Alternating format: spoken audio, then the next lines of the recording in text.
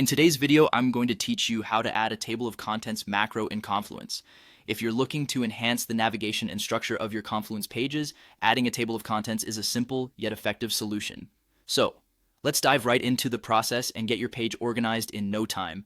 First off, you'll need to open the Confluence page where you want to include a table of contents. This could be any page that you believe would benefit from having a clear, structured overview of its contents. Once you're on your chosen page, you need to decide exactly where you'd like this table of contents to appear. Perhaps it's at the top of the page, right under your title, or maybe in a side panel if your layout allows it. Wherever you think it will be most helpful, place your cursor there. Now here's the key step. You'll want to use the editor's command field to initiate the table of contents. To do this, simply type table of contents.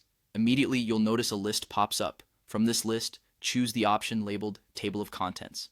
By doing so, Confluence will start working its magic. What happens next is pretty neat. The table of contents will automatically generate based on the headings used throughout your page. This means as you scroll through your content, the table of contents will reflect the structure created by your chosen headings. It's a dynamic and time-saving feature that updates as you create or edit headings on the page. However, there's an essential aspect to bear in mind. The effectiveness of this macro relies on proper use of heading styles. These are typically heading 1, heading 2, heading 3, and so forth. Ensure that your page is well organized using these heading styles, as the table of contents will pull directly from them.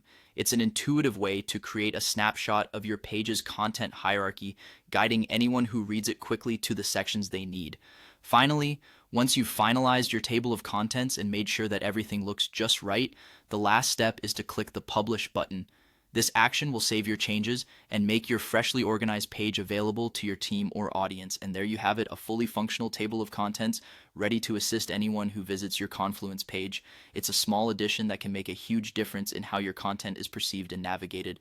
Thanks for watching, and I hope this helps you in making your Confluence pages more efficient and user-friendly.